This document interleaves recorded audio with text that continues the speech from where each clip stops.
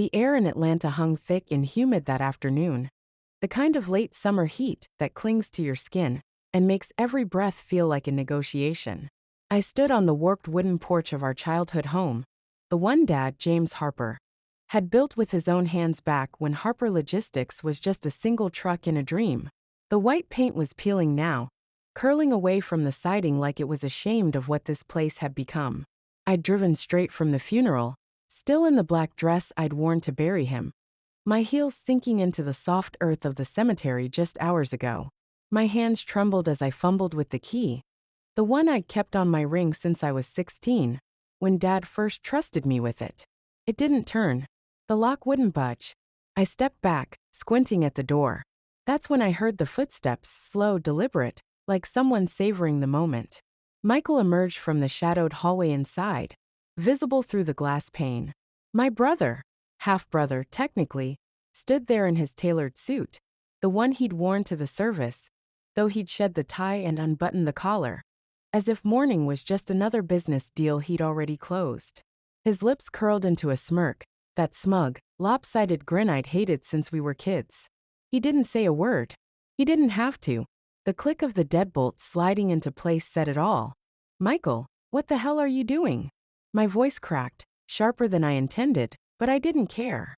I banged my fist against the door, the sound echoing off the porch beams.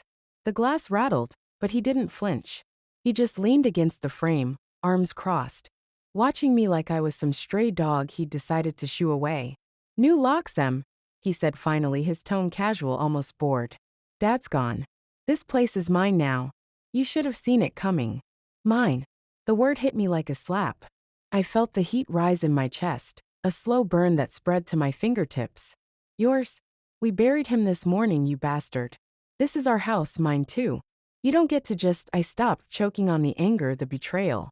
Our father's casket wasn't even cold, and here he was, rewriting history like he'd been waiting for this moment his whole life. Michael tilted his head, his eyes narrowing just enough to let me know he was enjoying this. "Check the will, little sister. It's all legal. Signed, sealed, delivered. You're out." I pressed my palms against the glass, staring into those cold blue eyes I'd once thought I knew. The house behind him looked different already. Dad's old recliner was shoved against the wall. The family photos that used to line the mantel were gone. It was like he'd spent the last 3 days erasing us, erasing me.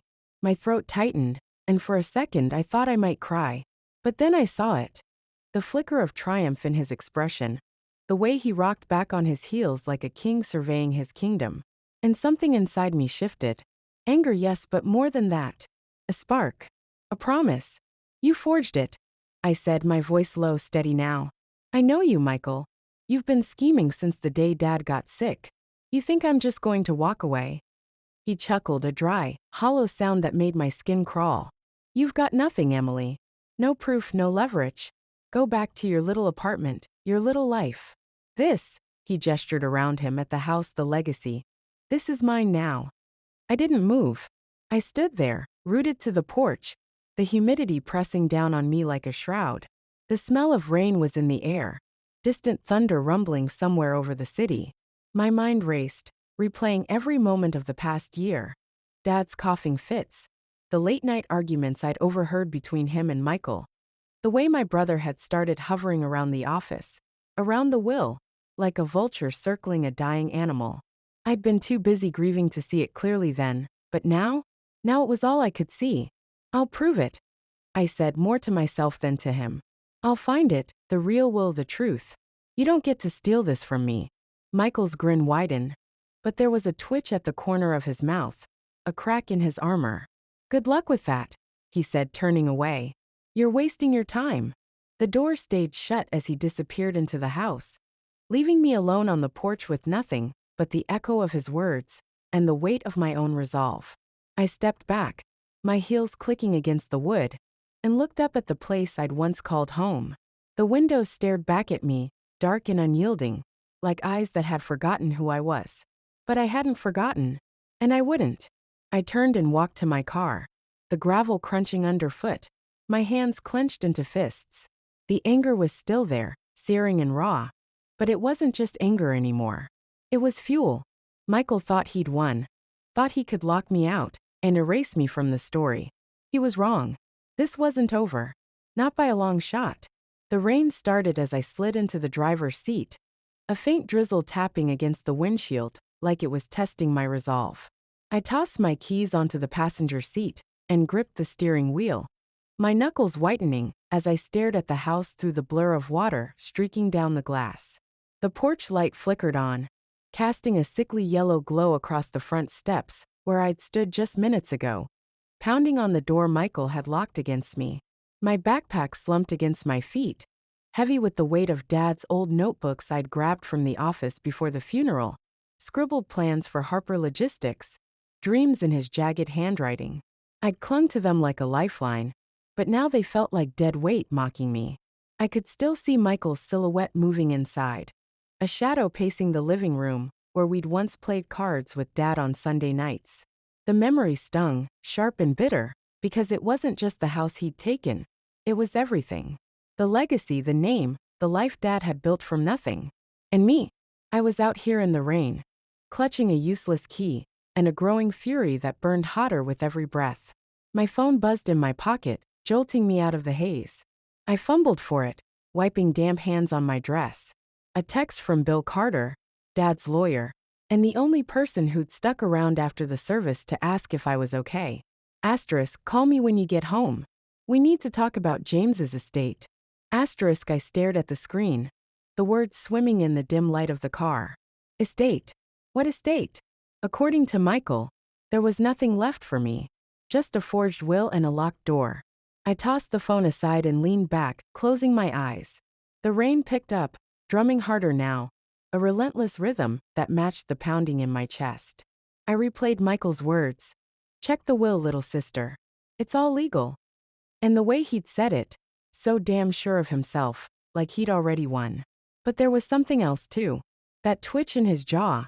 The way his eyes darted away for a split second when I'd accused him of forgery. He wasn't as airtight as he wanted me to think. And that was my crack, my way in. I opened my eyes and reached for the backpack, yanking it onto my lap. The zipper stuck, and I cursed under my breath as I wrestled it open, spilling a few of Dad's notebooks onto the seat. One caught my eye, a thin leather-bound journal I didn't remember seeing before. It was wedged between the others, its edges worn and stained, like it had been handled 100 times. I flipped it open, my fingers trembling as I scanned the pages. Dates, notes, numbers. Dad's handwriting, but tighter, more urgent. And then halfway through, a single line that stopped me cold. Asterisk, Michael's pushing for control. I don't trust him with the will. Asterisk, my breath hitched. I read it again, then flipped the page. More entries, scattered over the last year. Mentions of late-night meetings, arguments about the company, a cryptic note about the original being safe. The original what? The will. My heart slammed against my ribs as the pieces started to fall into place. Dad had known. He'd seen Michael's greed coming, maybe even tried to stop it. And if there was an original will, a real one, then Michael's smug little game was built on sand. I snapped the journal shut and shoved it back into the bag, my mind racing. The porch light glowed brighter now, cutting through the rain, and I saw Michael step outside, phone pressed to his ear. He paced under the overhang, his free hand gesturing wildly, his voice muffled but sharp. Who was he talking to? His lawyer? Someone at Harper Logistics? I squinted through the downpour, trying to catch a glimpse of his expression, but the distance and the dark kept him a stranger. I grabbed my phone and dialed Bill, my fingers slipping on the screen. It rang twice before his gruff voice answered. Emily, you okay? No, I said, my voice steadier than I felt. I'm not okay. Michael locked me out of the house. He says it's his, that the will gives him everything. But I think he forged it, Bill. I found something, Dad's notes. He didn't trust Michael. Silence on the other end, then a low whistle. Jesus, you sure about this? Sure enough, I said, glancing back at the house. Michael was still on the phone, his back to me now. I need to see the will he's claiming is real. And I need to know if there's another one, the one Dad meant to sign. Bill exhaled, the sound crackling through the line. All right. Meet me at my office tomorrow morning, 8 sharp. Bring whatever you found. If Michael's playing dirty, We'll figure it out. But Emily, he paused, his tone softening. Be careful. Your brother's not the type to back down easy. I know, I said, my eyes locked on Michael's silhouette. Neither am I. I hung up and dropped the phone into my lap, the weight of the moment settling over me like the rain on the roof.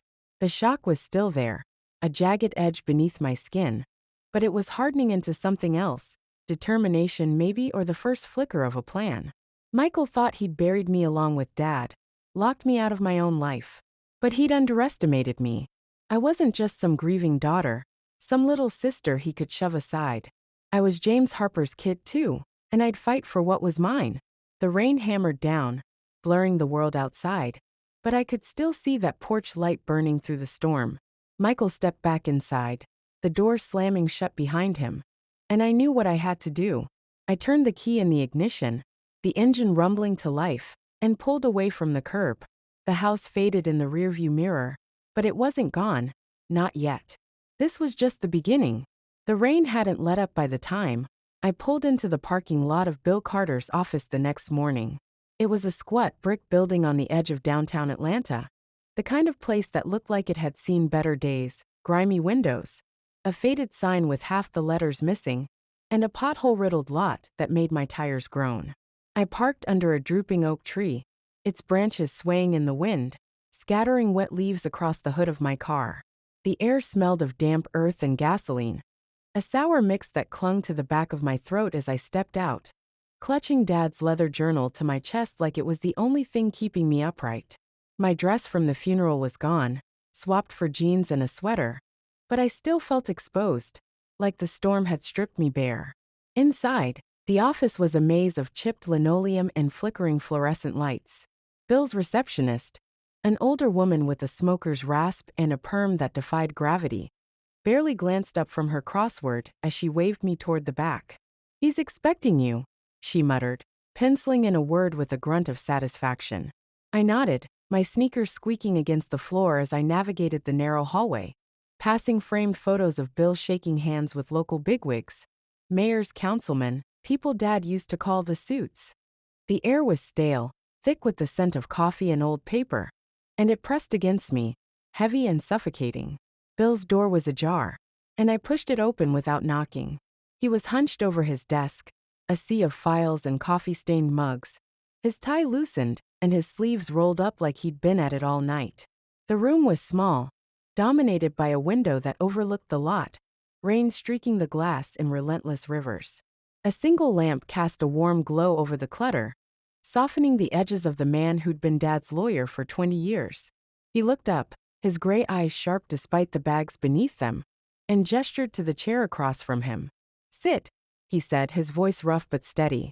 You look like hell, Emily. Thanks, I said, dropping into the seat. The cushion sagged under me, and I set the journal on the desk, my fingers lingering on its worn cover. Feel like it too. I glanced around, taking in the chaos. Legal pads scribbled with notes, a half-eaten bagel perched on a stack of folders. It was a mess, but it was Bill's mess, and there was something comforting in that. He was the one constant I had left. He leaned back, folding his arms across his chest. All right, let's hear it. What did you find? I took a deep breath, the words tumbling out before I could second-guess them. Michael locked me out of the house yesterday. Said it's his now, that Dad's will gives him everything. Harper Logistics, the property, all of it. But I don't buy it, Bill. He's lying. I found this. I slid the journal toward him, my heart thudding as his thick fingers brushed the leather. Dad wrote about Michael pushing for control, said he didn't trust him with the will. I think there's another one out there, the real one. Bill flipped the journal open, his brow furrowing as he scanned the pages. The silence stretched, broken only by the rain tapping against the window and the faint hum of the heater kicking on. I watched his face, searching for a flicker of hope, but his expression stayed guarded, unreadable.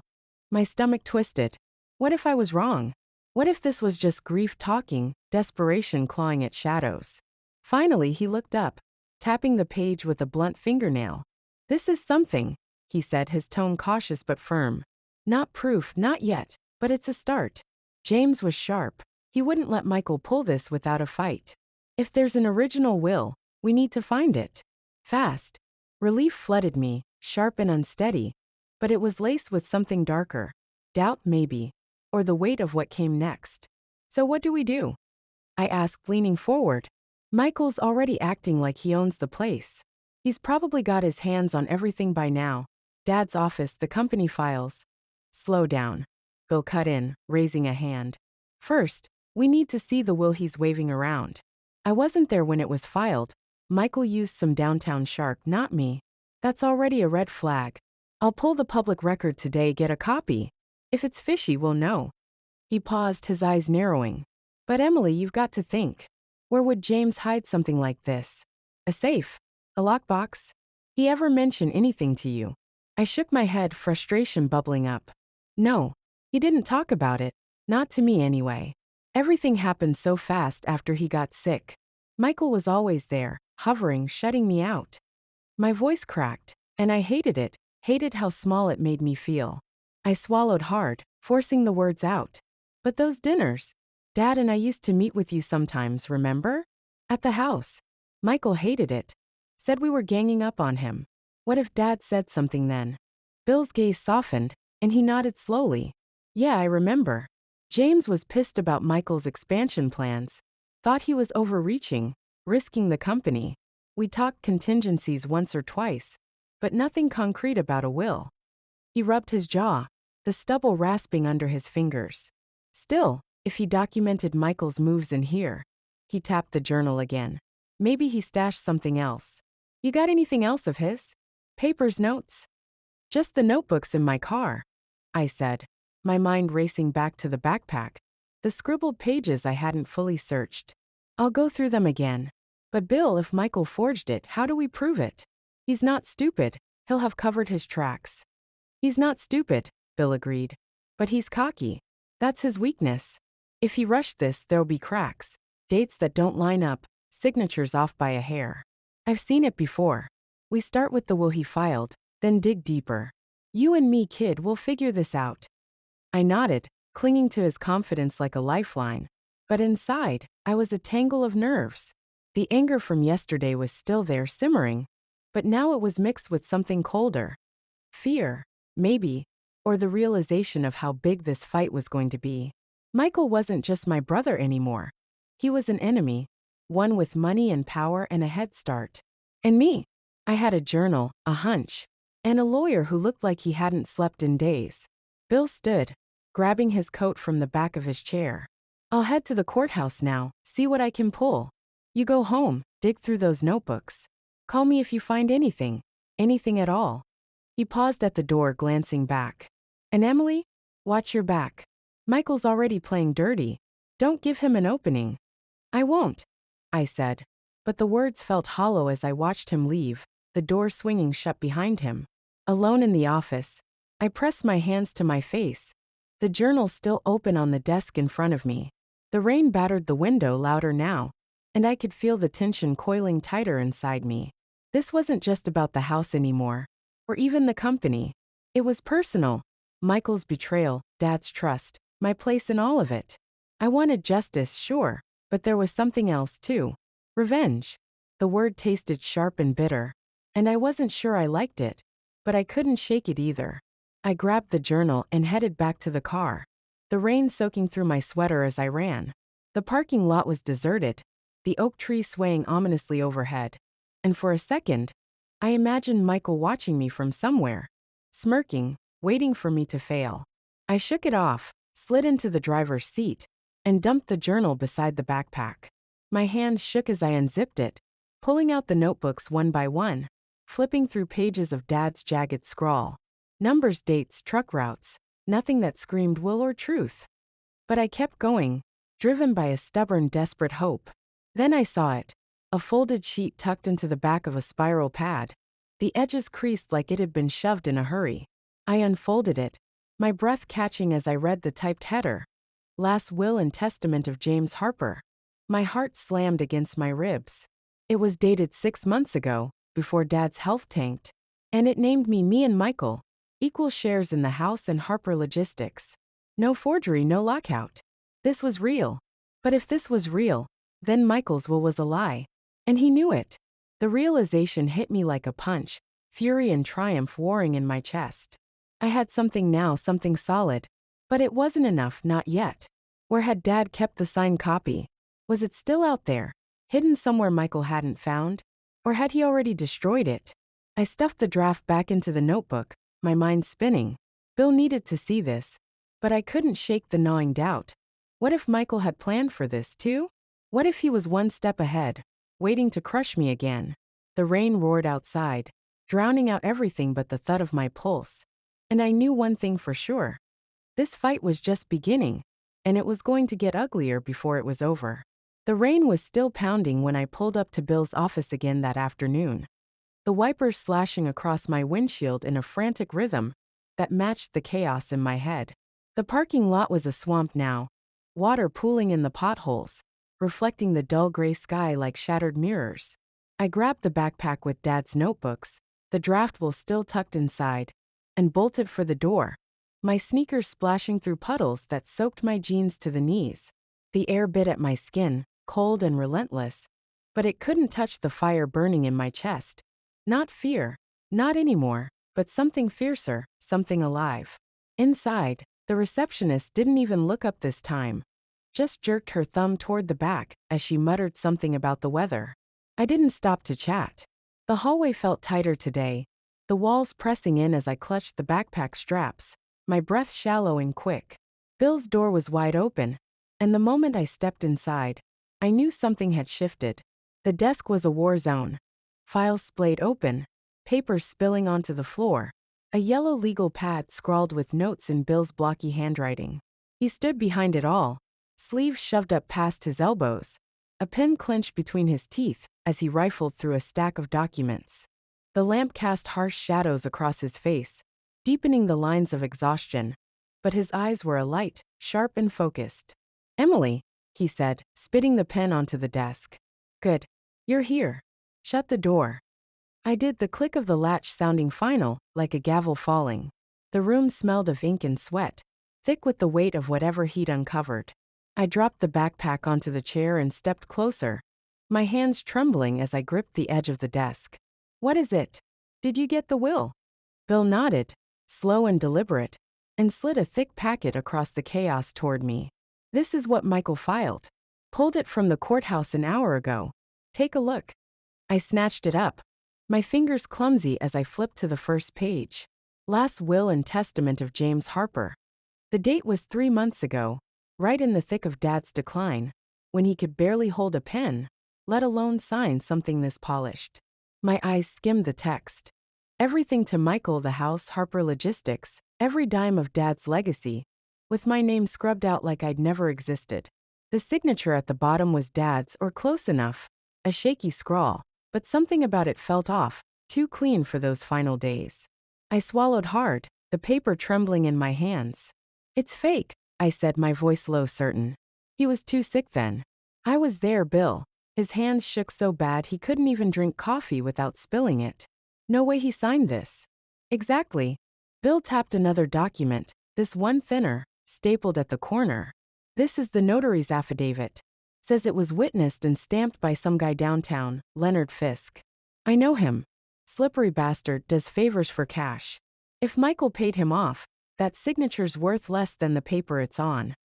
He leaned forward, his voice dropping. "But here's the kicker. I called in a favor at the clerk's office.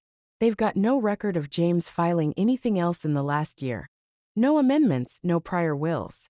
Which means either Michael buried the real one, or it's still out there." My heart lurched, and I yanked the draft will from the backpack, slamming it onto the desk beside his mess. "Then look at this. Found it in Dad's notebooks this morning. 6 months old, before he got really bad. Splits everything between me and Michael fair and square. This is what he wanted, Bill. Not that garbage Michael cooked up."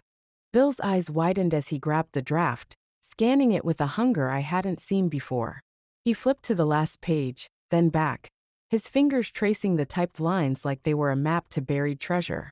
"Jesus, Emily. This changes everything. If we can prove this was his intent, if we can find the signed original, it's game over for Michael." He looked up, his gaze locking with mine. "You're sure this is legit? No chance it's a fake?" "It's Dad's," I said, my voice cracking with the weight of it. I know his style, his words. He typed stuff like this himself. Hated lawyers meddling too much. And look, I pointed to a handwritten note in the margin. Faint pencil marks I'd missed before. Asterisk Bill's safe place? Asterisk, in Dad's jagged scrawl. He was asking you about it. Does that mean anything? Bill froze, his hand hovering over the page. For a second, he looked lost, like a man staring into a memory he'd forgotten to keep. Then he snapped his fingers, loud enough to make me jump. The dinners. Those damn dinners at the house. You were there, Emily, last spring, before James got too weak. We were drinking bourbon on the porch, ranting about Michael's big ideas. He said something. Bill trailed off, rubbing his temples. Something about keeping things secure. A safe place, he called it. I thought he meant the company, but maybe it was the will. I finished, my pulse racing.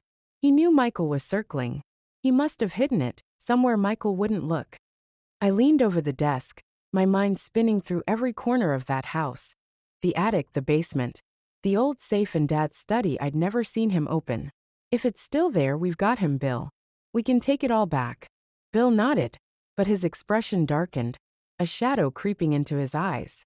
Yeah, but here's the problem. Michael's in that house right now. If he finds it first, it's gone. Shredded, burned, whatever it takes. And if he knows you're onto him. He didn't finish, but he didn't have to. I could hear the warning in his silence, feel it settling over me like a cold hand on my shoulder. I straightened, my hands curling into fists. Then we move fast. File something, anything, to freeze him out. Get me back in that house legally before he covers his tracks. Bill scratched his chin, glancing at the clock on the wall. 3:47 p.m. The hands ticking louder than they should have. I can draft an emergency injunction, claim fraud pending investigation. Might buy us a day or two, get you access with a sheriff's escort. But Emily, it's a risk. If we tip him off and he's got that will, or destroys it, we're screwed. You ready for that? I met his gaze, steady despite the storm raging inside me. I'm ready. He locked me out, Bill. Took everything. Dad's house, his company, my life. I'm not letting him win. Not like this. For a moment, Bill just looked at me, like he was seeing me for the first time. Not James Harper's little girl, but someone else, someone harder. Then he nodded, grabbing a fresh legal pad. All right. Sit tight. I'll get this to the judge before 5. You start thinking, where would James hide it? Every detail you can remember. We're only getting one shot. I sank into the chair, the backpack slumping against my feet as Bill's pen scratched across the page. Each stroke a battle line drawn in ink. The room felt smaller now, the air thick with tension, the rain outside a dull roar that couldn't drown out the thud of my heart. I closed my eyes, picturing the house, Dad's study, the creak of the floorboards, the way he'd sit at his desk late at night, hunched over papers with a glass of bourbon in hand. That safe rusted and squat, tucked behind a shelf of old ledgers.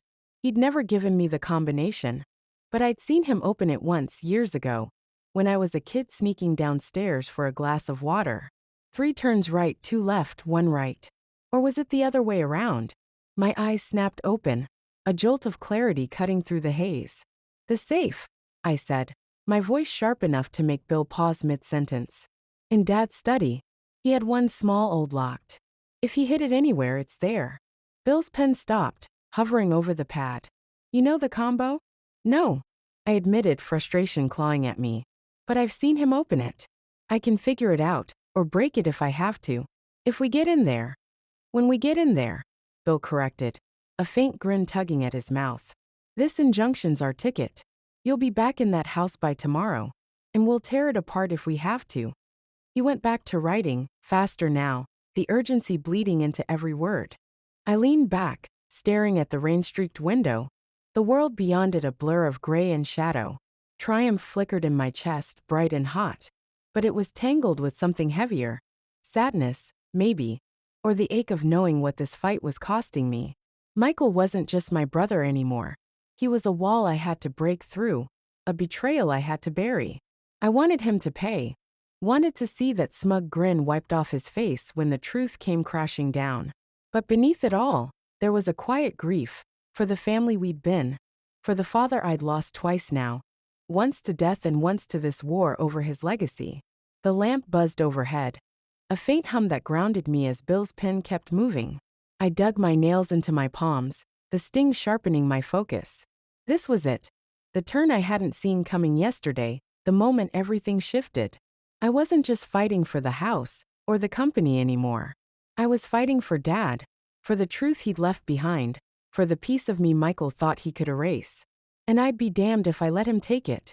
The rain had eased to a faint drizzle by the time I left Bill's office that evening, the sky a bruised purple as dusk settled over Atlanta. My sneakers squelched against the wet pavement as I crossed the parking lot, the backpack slung over one shoulder, heavier now with the draft will and the weight of what we were about to do.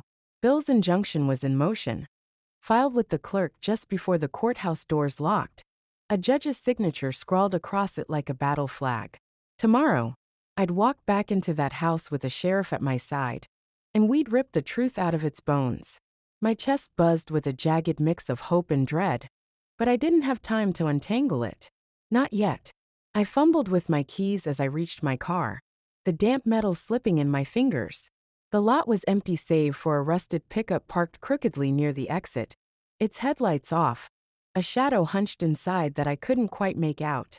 Unease prickled at the back of my neck, but I shook it off. Paranoia, I told myself, nothing more. I slid into the driver's seat, tossing the backpack onto the passenger side, and locked the doors with a click that felt too loud in the quiet. The engine sputtered to life, and I flicked on the wipers, smearing the last streaks of rain across the windshield. That's when I saw him. Michael stood under the oak tree, maybe 20 feet away, his silhouette stark against the dim glow of the street lamp. He was still in that damn suit, collar open, hands shoved deep in his pockets like he'd been waiting for me. My breath caught, a sharp hitch that fogged the glass in front of me. How long had he been there? Had he followed me from the house, or had someone tipped him off, Bill's clerk, maybe, or that notary he'd bought? My fingers tightened around the steering wheel, the leather creaking under my grip as he stepped forward, slow and deliberate, his shoes crunching against the wet gravel. I didn't move. Couldn't. He stopped a few feet from the hood, close enough that I could see the hard set of his jaw, the flicker of something wild in his eyes. Anger, maybe, or desperation. The drizzle clung to his hair, darkening it against his forehead. And for a second, he looked less like the polished king he'd played yesterday, and more like the brother I'd known as a kid. The one who'd once shoved me off a bike, and then cried when I bled. But that kid was long gone, buried under years of resentment and greed. "Get out of the car, Emily," he called, his voice cutting through the hum of the engine, sharp and raw. "We need to talk." I stared at him through the windshield, my heart thudding against my ribs. Every instinct screamed to hit the gas and peel out of there, leave him standing in the rain with his threats and his lies. But something held me back, a spark of defiance, maybe, or the need to see how far he'd go. I reached into my pocket, fumbling for my phone, and tapped the voice memo app without breaking eye contact. The screen glowed faintly as it started recording. A silent weapon, I slipped back into my sweater. Then I cracked the window, just enough to hear him over the drizzle, my voice steady despite the tremor in my hands. "Talk from there," I said. "I'm not getting out." He laughed, a short, bitter sound that didn't reach his eyes. "What, you think I'm gonna hurt you? My own sister." He took another step, his shadow stretching across the hood, and I flinched despite myself. "Come on, Em. Don't be dramatic." "Dramatic?" The word snapped out of me, sharp as a whip. "You locked me out of our house, Michael. Dad's barely in the ground, and you're acting like you own the world. What the hell do you want now?" He stopped, his hands sliding out of his pockets, palms up like he was offering peace. But there was no peace in the way he stood, shoulders squared, chin tilted like a man ready to strike. "I heard you've been busy," he said, his tone shifting, quieter now, laced with something darker. "Running around with Bill Carter, digging through Dad's trash. What are you looking for, huh? Some fairy tale where you get to play the hero?" My stomach twisted, but I kept my face blank, refusing to give him the satisfaction of seeing me rattled. He knew. Not everything, maybe, but enough to show up here. Enough to corner me in a deserted lot. "I'm looking for the truth," I said, my voice low, deliberate. The real Will. The one you forged to screw me out of everything.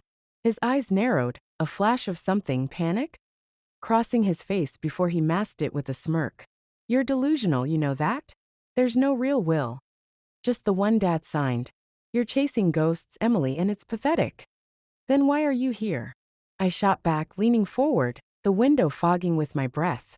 If I'm so pathetic, why waste your time standing in the rain, yelling at me? You're scared, Michael. I can see it. That hit him. His smirk faltered, and he lunged forward, slamming his hands onto the hood of my car. The thud jolted me back in my seat, my pulse spiking as the metal groaned under his weight. You don't know what you're messing with, he shouted, his voice cracking, raw with something I hadn't heard from him before. Fear, fury, a crack in the armor he'd worn so well. You think you can just waltz in with some old papers and take what's mine? I built this, Emily, Harper Logistics, the house, all of it. Dad was weak, too soft to see it through. I made it what it is. I stared at him, my breath shallow, the recorder humming silently in my pocket. He was unraveling, words spilling out like he couldn't stop them, and every one was a thread I could pull. You built it, I said, my voice steady despite the storm in my chest. Dad started with one truck, Michael. You were still in diapers when he was breaking his back to make it work. You didn't build anything, you stole it. And that will you filed. It's a lie. I've got proof. His hands slid off the hood, leaving wet smears on the paint, and he straightened, his chest heaving. The drizzle streaked down his face, but he didn't wipe it away. Just stood there, staring at me like he could burn holes through the glass. Proof, he sneered, but it sounded forced hollow. You've got nothing, Em. Nothing that'll hold up. I made sure of that. Did you? I leaned closer, my voice dropping to a whisper that carried through the crack in the window. Because I found something, Michael. Something Dad wrote. Something that says you're a fraud. And tomorrow, I'm walking back into that house with the law on my side. What are you gonna do then? For a heartbeat, he didn't move, just stood there, rain dripping from his chin, his eyes locked on mine. Then he laughed again, sharper this time, a sound that sliced through the air like a blade. You're so damn naive, he said, stepping back, his hands flexing at his sides. You think a piece of paper changes anything? I fixed it, Emily. The will, the notary, everything, it's airtight. Dad wanted me to have it. He told me himself, said you'd never handle it. You're too weak, just like him. The words hit like a punch, but I didn't flinch, not this time. Weak. He'd always thrown that at me, ever since we were kids. Every time I cried or hesitated or let him win. But now it was fuel, gasoline on the fire that had been simmering since he locked that door in my face. Keep talking, I said, my voice cold hard. You're just digging your own grave. He froze, his smirk twitching, and I saw it. The flicker of doubt, the realization that he'd said too much. He stepped closer again, lowering his voice, his breath fogging the glass as he leaned toward the window. I fixed it, he hissed, each word deliberate, dripping with venom. Dad was out of it, half dead, rambling. I gave him the pen, told him what to sign. He didn't even know what he was doing. And that other will? The one you're chasing? I burned it, Em. Months ago. It's ash. You've got nothing. My heart stopped. A cold jolt that spread to my fingertips, but I didn't let it show. Burned it. He'd burned it. The original, the truth gone according to him. But his eyes betrayed him. They darted to the side, just for a second, and I knew he was lying. Or at least I hoped he was. I forced a smile, thin and sharp, and leaned back in my seat. Thanks, Michael, I said, my voice steady despite the chaos inside. That's all I needed to hear. His face twisted, confusion then rage, as he realized what I'd done. He lunged for the door, yanking at the handle, but it was locked, and I hit the gas, the tires squealing against the wet pavement as I peeled out of the lot. His shout faded behind me, swallowed by the roar of the engine and the thud of my pulse. I glanced in the rearview mirror, saw him standing there, fists clenched, rain-soaked and furious, shrinking as I turned onto the road. I didn't stop until I was a mile away, pulling into a gas station lot under the glare of fluorescent lights. My hands shook as I killed the engine, the silence pressing in thick and heavy. I grabbed my phone, stopped the recording and played it back, my breath held tight as Michael's voice crackled through the speaker. I fixed it, gave him the pen, burned it. Every word, clear as day, a confession sealed in static. Triumph surged through me, hot and bright, but it was tempered by something colder. Sadness, maybe, or the weight of what he'd become. My brother, my enemy, undone by his own arrogance. I dialed Bill, my fingers trembling as the line rang. "I've got him," I said the second he picked up, my voice hoarse but firm. He admitted it, forging the will, burning the original. "It's on tape. He ambushed me outside your office." "Jesus, Emily," Bill breathed, a mix of awe and alarm in his tone. "You okay?" "Yeah," I lied, my eyes stinging as I stared at the dashboard. "Just shaken. But we've got him, Bill. This plus the draft, it's enough, right?" "More than enough," he said, his voice steadying, sharpening. "We file the case tomorrow, fraud, coercion, the works. That recording's gold. Meet me at the courthouse, 7 sharp. We'll bury him." I nodded, though he couldn't see it, and hung up, dropping the phone into my lap. The gas station hummed around me, cars pulling in, a clerk shouting something through the window, but it all felt distant, muted. I leaned my head against the steering wheel, the cool leather grounding me as the adrenaline ebbed, leaving exhaustion and a quiet ache in its wake. I'd won this round, maybe more than I'd dared to hope, but it didn't feel like victory, not yet. Michael's words echoed in my head. Asterisk weak just like him. Asterisk he'd meant it to cut. And it had, but not the way he thought. Dad wasn't weak. He'd fought for us, for me, even when he couldn't anymore. And now I was fighting for him. The drizzle tapped against the roof, softer now, a rhythm that matched the slow thud of my heart. Tomorrow, we'd take this to court, Bill, me, and the ghost of Dad's truth. Michael thought he'd burned it all, thought he could erase me. But he was wrong. I had his voice, his confession, and a fire he couldn't put out. This wasn't over, not by a long shot. The fluorescent lights of the gas station buzzed overhead, a harsh glare that cut through the fog of my exhaustion as I sat there, slumped against the steering wheel. The recording of Michael's confession still echoed in my ears, his voice raw and ragged, unraveling with every word he didn't mean to let slip. My hands trembled as I clutched the phone, the cold plastic grounding me against the storm churning inside. Anger, yes, but something deeper too. A hollow ache that gnawed at the edges of my triumph. I'd caught him, pinned him with his own arrogance, but it didn't feel like winning. Not yet. The night stretched out beyond the car, dark and slick with rain, and I knew the real fight was still ahead. I shoved the phone into my pocket and straightened up, wiping the dampness from my cheeks. Sweat or tears, I couldn't tell anymore. The gas station was a desolate island of light. The clerk inside hunched over a counter cluttered with cigarette packs and lottery tickets, his shadow flickering against the glass. Outside, the pumps stood silent, their hoses coiled like sleeping snakes, and the air smelled of gasoline and wet asphalt, sharp enough to sting my lungs. I glanced at the dashboard clock. 8:32 p.m. less than 12 hours, until I'd meet Bill at the courthouse, until we'd take Michael's confession and the draft will and shove them down a judge's throat. But those hours felt like a lifetime, a gaping void where anything could go wrong. My eyes drifted to the rearview mirror, half expecting to see Michael's silhouette lurking in the shadows, his fists clenched and his smirk gone feral. He wasn't there, of course. He'd stormed off into the rain after I'd peeled out of Bill's lot. But the image lingered, a ghost of the brother I'd lost somewhere along the way. I could still feel the thud of his hands on my hood, the venom in his voice as he spat. I fixed it, burned it. Lies, I told myself, or at least I hoped they were. But doubt crept in, cold and insidious, whispering that maybe he'd really destroyed Dad's will. That maybe all I had was a recording and a scrap of paper that wouldn't hold up against his money and his lawyers. I shook my head, forcing the thought away. No, I had him. I had to believe that, or I'd collapse under the weight of what was coming.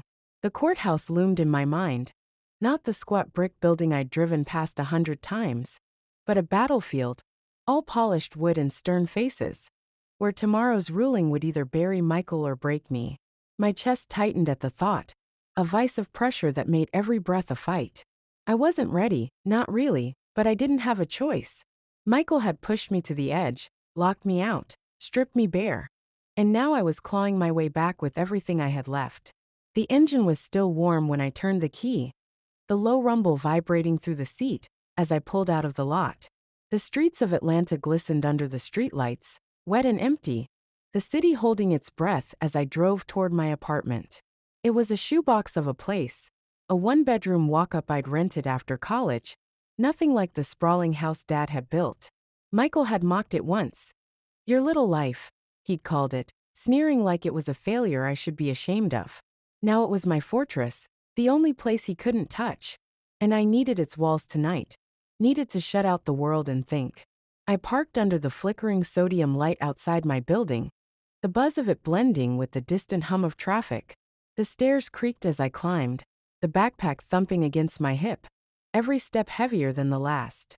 My apartment smelled of stale coffee, and the lavender candle I'd burned last week. A faint comfort that did little to ease the knot in my stomach. I dropped the bag by the door and flicked on the lamp, its soft glow spilling across the chipped wooden floor, and the second-hand couch I'd never bothered to replace. The room felt too small, the ceiling pressing down, and I paced to the window, staring out at the rain-slicked street below. My reflection stared back at me, pale, hollow-eyed, a woman I barely recognized. The anger was still there, a fire in my gut, but it was tangled with something else now. Fear, sharp and relentless, clawing at the edges of my resolve. What if the judge didn't buy it? What if Michael's lawyers twisted the recording, claimed coercion, or dug up some loophole to make it all disappear? He had resources, Harper Logistics accounts, connections Dad had built over decades, now twisted to serve his greed. And me, I had Bill, a draft will, and a voice memo that might not be enough. I turned away from the glass and sank onto the couch, pulling the backpack into my lap. The draft will was still there, creased and worn, Dad's handwriting scrawled in the margins like a lifeline. I traced the words, *, Bill safe place? *, and pictured him at his desk, that old safe squatting in the corner like a silent sentinel. 3 turns right, 2 left, 1 right. Or was it 2 right, 3 left? The memory was fuzzy, a child's glimpse through sleepy eyes, but it was all I had. If the signed will was in there, if Michael hadn't found it yet, it could end this. But getting to it meant facing him again, meant walking into that house tomorrow with a sheriff and a prayer, knowing he'd fight dirty to keep me out. My phone buzzed on the cushion beside me, shattering the silence. Bill's name flashed on the screen, and I snatched it up, my heart lurching. "Yeah. Emily, you sitting down?" His voice was tight, clipped like he was holding something back. "I am now," I said, gripping the phone harder. "What's wrong?" He exhaled, a rough sound that crackled through the line. "Michael's moving fast, faster than we thought. I just got a call from a buddy at the DA's office. Your brother's lawyer filed a countermotion an hour ago, claiming you doctored that recording, that it's inadmissible. They're pushing to dismiss the injunction, keep you out of the house. And," he hesitated, and the pause felt like a blade hovering over my neck. "They're saying there's a witness. Someone who'll swear Dad was lucid when he signed Michael's will, that he cut you out on purpose." The room tilted, the air sucked out of it, and I pressed a hand to my chest, trying to steady my breathing. "A witness? Who?" "That's a lie, Bill. He was half dead, you know that." "I know," he said, his tone hardening. "It's bullshit. Probably some lackey Michael paid off. But it's enough to muddy the water, make the judge hesitate. We're still on for tomorrow, 7 at the courthouse, but this just got uglier. They're not just defending now, they're attacking." I closed my eyes, the weight of it crashing down. Michael's fists on my hood, his voice hissing through the window. Now this. He wasn't just fighting to win. He was fighting to destroy me, to erase every shred of Dad's legacy that didn't bend to his will. My throat burned, a scream clawing its way up, but I swallowed it, forcing my voice to steady. "What do we do?" "We hit back harder," Bill said, fierce and unwavering. "The recording's still gold. Courts don't toss that easy, no matter what his lawyers spin. We've got the draft will, your testimony, James's notes. And if we can get into that safe tomorrow, find the real thing, they're done." "But Emily," he softened just for a second. "You've got to hold it together. He's betting you'll crack." "I won't," I said, the words sharp, a vow to myself as much as to him. "He doesn't get to win this, Bill. Not after everything." "Good," he said. and I could hear the faint creak of his chair as he leaned back. Get some rest if you can. Tomorrow's a war. Courthouse 7 sharp. See you there, I said and hung up, the phone slipping from my hand onto the couch. Rest. Right.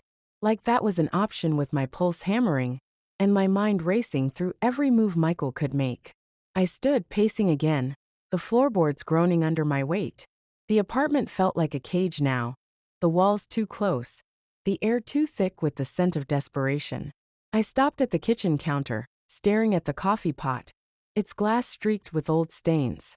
My hands moved on autopilot, filling it, flipping the switch, the gurgle of water heating up a faint distraction from the chaos in my head. The clock above the stove blinked 9:15, each tick a countdown to morning, to the courtroom where I'd face Michael across a sea of polished benches and stern faces. I could picture him there, smirking in his suit, his lawyer whispering lies while I stood with Bill, clutching Dad's truth like a fragile shield. The coffee brewed, bitter and strong, and I poured a mug, the heat searing my palms as I gripped it too tight. I didn't sit, couldn't, just leaned against the counter, staring into the dark liquid like it held answers. Michael's countermove wasn't a surprise, not really. He'd always been ruthless, even as a kid, stealing my toys, blaming me for fights, charming Dad out of punishments while I took the fall. But this, forging a will, buying witnesses, locking me out, it was a new level, a betrayal so deep it carved something out of me I wasn't sure I'd get back. I took a sip, the burn grounding me, and forced myself to think. The safe. That was the key. If it held the signed will, if Michael hadn't burned it like he'd claimed, we could still win.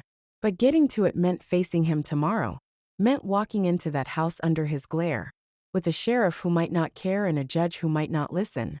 The pressure built, a fist around my ribs, squeezing until I could barely breathe. I wanted to scream, to smash the mug against the wall, to let the fury out before it consumed me. But I didn't. I couldn't. Not when I was this close. Instead, I set the mug down, slow and deliberate, and walked back to the couch, grabbing the backpack again. I pulled out Dad's journal, not the draft will, but the leather-bound one I'd found first, the one with his jagged notes about Michael's greed. I flipped through it, my fingers brushing the pages, searching for something, anything, I'd missed. A date caught my eye, April 12th last year. Asterisk, dinner with Em and Bill. Michael's pushing again, control, always control. Safe's ready. Asterisk, my breath hitched. Safe's ready. Not a safe place, but the safe. He'd prepared it, locked something away. Maybe the will, maybe more. I snapped the journal shut, a spark of hope flaring through the fog. It wasn't proof, not yet, but it was a thread, a lifeline to cling to. Tomorrow, I'd get into that house, crack that safe, and pull out whatever Dad had left me. Michael could throw his witnesses and his lawyers at me, could scream and rage and lie, but I'd have the truth, or I'd die trying. The thought settled over me, heavy but steady, a resolve that hardened with every heartbeat. The coffee sat untouched now, steam curling into the air as I leaned back, staring at the ceiling. The apartment was quiet, save for the faint drip of the faucet and the hum of the fridge, but inside, I was a storm. Anger, fear, determination crashing together until I couldn't tell them apart. I closed my eyes, picturing Dad's study, the safe's rusted dial, the feel of the floorboards under my feet. I could do this. I had to. For him, for me, for the piece of our family Michael thought he could burn away. The clock ticked on, relentless, and I let it, sinking into the couch as the night deepened around me. Tomorrow was coming, fast and unforgiving, and I'd be ready, shaken, maybe but unbroken. Michael had pushed me to the brink, but he'd misjudged me. I wasn't weak. I was a harper too, and I'd fight until the end. The courthouse loomed ahead as I pulled into the lot at 6:53 a.m., its gray stone facade cutting through the early morning haze, like a judge's gavel poised to fall. The air was crisp, sharper than the drizzle of last night, and it stung my lungs as I stepped out of the car, my sneakers crunching against the gravel. My hands were buried in the pockets of my jacket, clenched around the phone with Michael's confession, a lifeline I couldn't let go of even now. The sky was a dull slate, heavy with the promise of more rain, and the weight of it pressed down on me, mirroring the tension coiled tight in my chest. This was it. The moment I'd been clawing toward since Michael locked that door in my face, since I'd found Dad's journal and swore I'd fight back. Bill was already there, pacing near the entrance, his coat flapping open in the wind, a manila folder tucked under his arm. His face was etched with exhaustion, deep lines carved around his mouth, eyes shadowed, but there was a fire in them, a glint of something fierce that steadied me as I approached. "You're early," he said, his voice rough, a faint smile tugging at the corner of his lips. "Good. We need every second." "Couldn't sleep," I admitted, my breath fogging in the cold. Not with Michael pulling witnesses out of his sleeve like some damn magician. I glanced past him at the double doors, their brass handles gleaming dully under the overcast sky. The building felt alive, humming with the weight of decisions made inside. Lives upended, truths buried or unearthed. My stomach twisted, a knot of nerves and rage I couldn't untangle. Bill clapped a hand on my shoulder, firm but not gentle. "He's scrambling, Emily. That witness? Probably some greased-up stooge who'd swear the moon's green for a paycheck. We've got the recording, the draft Will James's notes. It's solid. You just hold your ground in there, all right?" I nodded, swallowing the lump in my throat, and followed him inside. The lobby smelled of polished wood and stale coffee, a cavernous space with high ceilings and marble floors that echoed our footsteps like a drumbeat. Clerks shuffled papers behind a counter, their voices a low murmur, while lawyers in sharp suits darted past, briefcases swinging. I felt small here, out of place in my jeans and sweater, but the weight of Dad's legacy burned in my veins, a fire Michael couldn't douse. We climbed the stairs to the second floor, the railing cold under my palm, and entered courtroom 3B just as the clock struck 7. The room was smaller than I'd imagined, all dark paneling and worn benches, the air thick with the scent of wax and old books. The judge's bench loomed at the front, elevated and austere, a throne of authority that made my pulse stutter. Michael was already there, seated at the defendant's table with his lawyer, a slick, silver-haired man in a pinstripe suit who oozed money and menace. My brother didn't look at me, not yet, just stared straight ahead, his jaw tight, his hands folded on the table like he was posing for a portrait of control. But I could see the cracks, the faint sheen of sweat on his forehead, the way his fingers twitched against the wood. He knew I had something. He just didn't know how much. Bill guided me to our side, dropping his folder onto the table with a thud that drew Michael's eyes for the briefest second, a flicker of blue, cold and furious, before he turned away. I sat, the chair hard against my back, and pulled out the phone, setting it beside the draft will and Dad's journal. My weapons, laid out like evidence in a crime scene I'd been living for days. The bailiff called the room to order, and Judge Harriet Langston swept in, her black robe billowing, her face a mask of stern lines and gray hair pulled tight. She settled behind the bench, her gaze sweeping over us like a hawk sizing up prey, and I felt the air shift, heavier now, electric with the stakes of what was about to unfold. "Case number 25 CV 104, she began, her voice a low, commanding drawl. "Harper versus Harper. Emergency injunction and allegations of fraud. Counsel, state your positions." Bill stood first, his posture straight despite the weariness I knew he carried. "Your Honor, Emily Harper seeks to reclaim her rightful share of her father's estate, James Harper's home and Harper Logistics, based on evidence of fraud by her brother Michael Harper. We have a recorded confession of him admitting to forging the will filed with this court, a draft of James's true will splitting the estate equally, and notes in James's hand documenting Michael's manipulations. We request immediate access to the property to secure the original will, which we believe is hidden in a safe on-site, and a referral of the fraud to the district attorney." The words landed like blows, each one sharp and deliberate, and I watched Michael's shoulders tense, his lawyer scribbling furiously beside him. Judge Langston's eyes narrowed, her pen tapping the desk as she turned to the other side. "Mr. Grayson?" Michael's lawyer rose, smooth and unruffled, his voice a polished blade. "Your Honor, this is a desperate fabrication by a grieving daughter unwilling to accept her father's final wishes.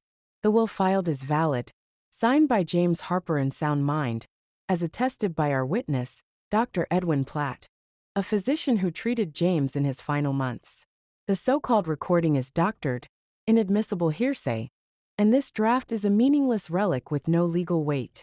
We move to dismiss the injunction and sanction Ms. Harper for wasting the court's time. My hands clenched under the table, nails digging into my palms as Grayson's lies slithered through the room. Dr. Platt, a doctor? Dad's last physician had been a hospice nurse, not some bought and paid for quack. I wanted to leap up, scream the truth, but Bill's hand brushed my arm, a silent steady, and I bit my tongue, tasting blood. The judge leaned forward, peering over her glasses. Let's see what we've got then. Mr. Carter, your evidence. Bill handed the bailiff the phone, the draft will, and the journal. Each item passed up to the bench with a weight that made my chest ache. Langston slid on a pair of reading glasses, flipping through the journal first, her brow furrowing as she traced Dad's jagged scrawl. Then she took the phone, plugging it into a speaker dock with the clerk's help, and pressed play. Michael's voice filled the room, raw, unfiltered, cracking with every damning word.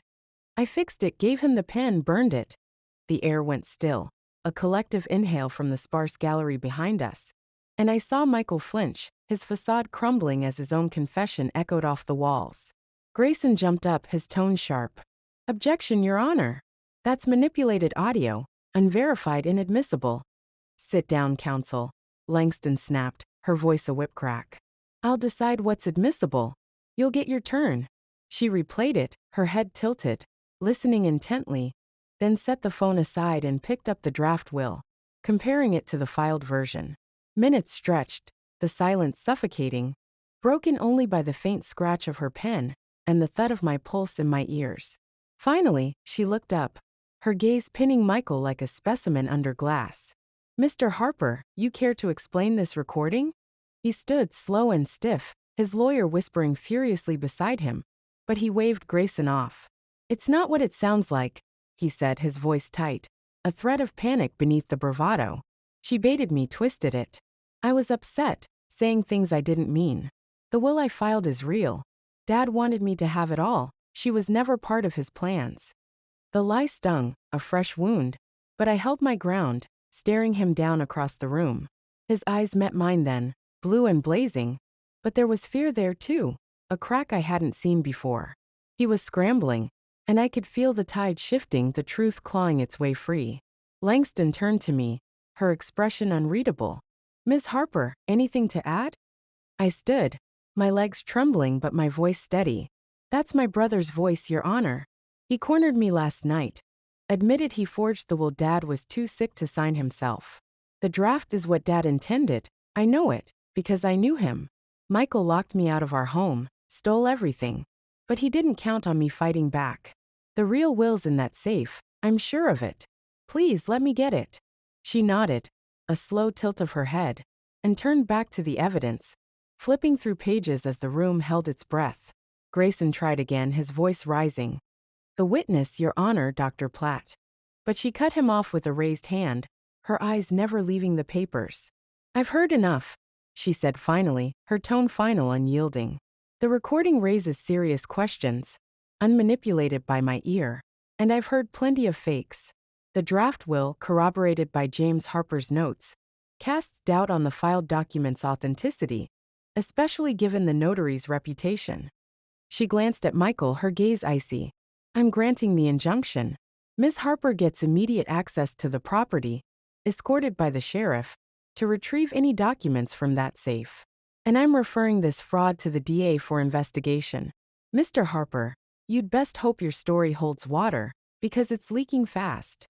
A gavel cracked, sharp and final, and the room erupted, Grayson protesting, Bill exhaling a rough laugh, the gallery murmuring behind us. Relief crashed over me, a wave so strong it nearly buckled my knees, but it was laced with something bitter, a sadness I couldn't shake. I'd won, this round at least, but watching Michael slump in his seat, his face a mask of fury and defeat, didn't feel like triumph. It was justice, yes, but it was also the end of something. Our family, whatever shred of it had survived Dad's death, now shattered beyond repair. Bill grabbed my arm, pulling me toward the door as the bailiff moved to organize the escort. You did it, kid, he said, his voice low, fierce. Let's get that will. I nodded, numb and alive all at once, and followed him out. Michael's glare burning into my back. The hallway blurred past, my heart pounding as we met the sheriff, a burly man with a gray mustache who grunted assent and led us to his cruiser. The drive to the house was a haze, the city slipping by in streaks of gray and green, until we pulled up to that familiar porch, the white paint still peeling, the windows dark and unyielding. I stepped out, the gravel crunching under my feet, the air thick with the scent of damp earth and memory. The sheriff flanked me, Bill at my side, as we climbed the steps. Michael wasn't there, still at the courthouse no doubt, plotting his next move, but his presence lingered, a shadow in every corner.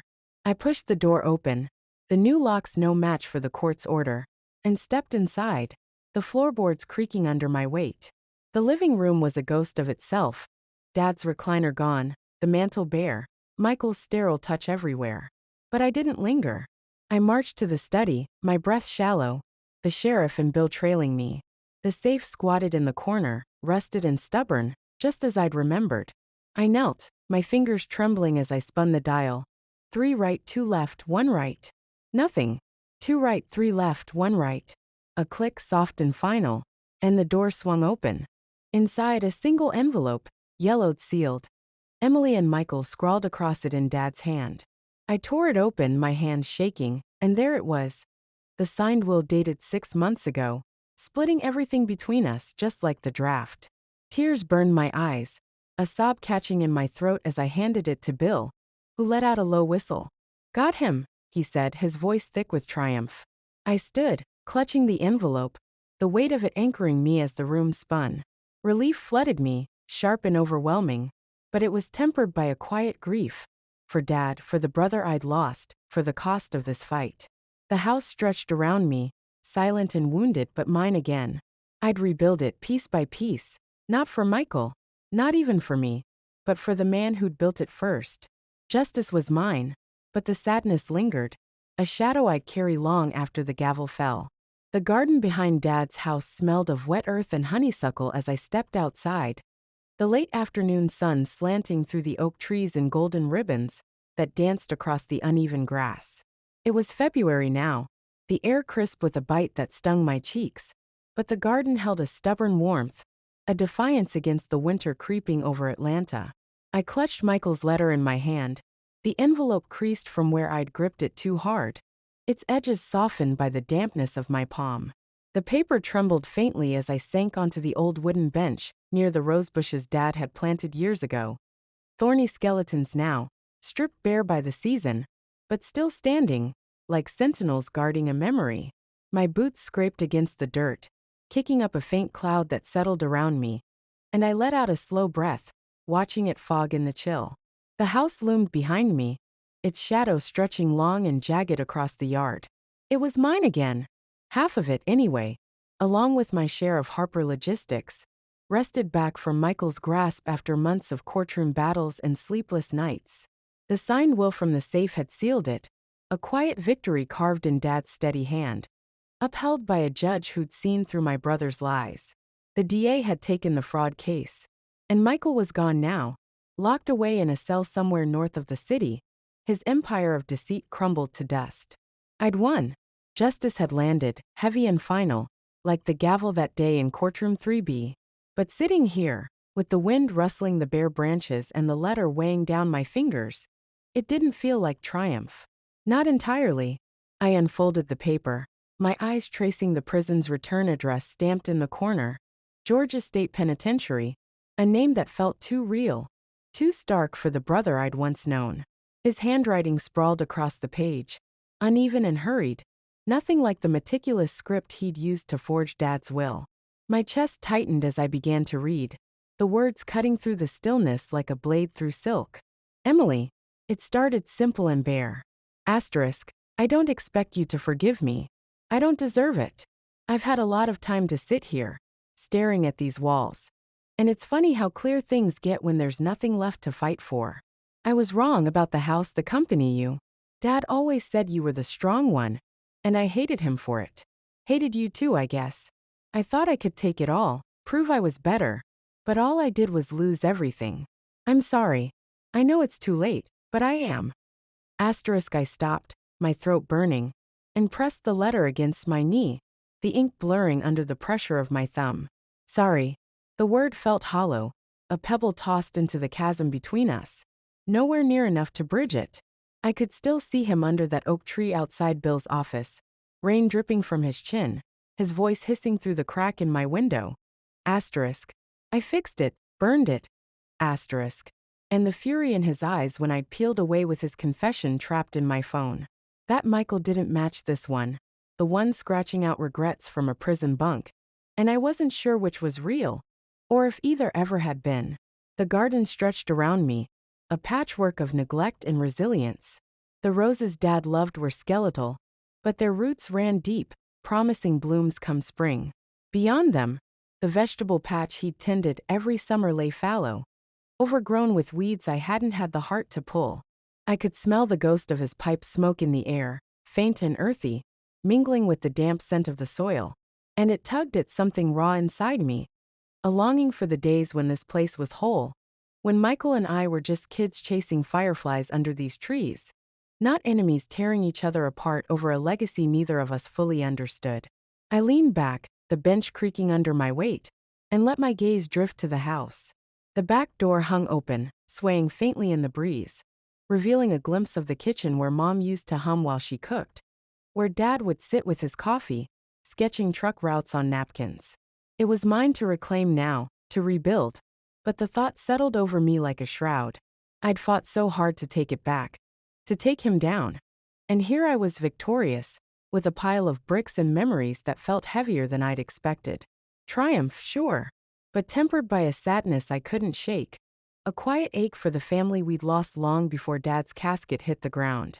The letter crinkled as I smoothed it out again, forcing myself to finish.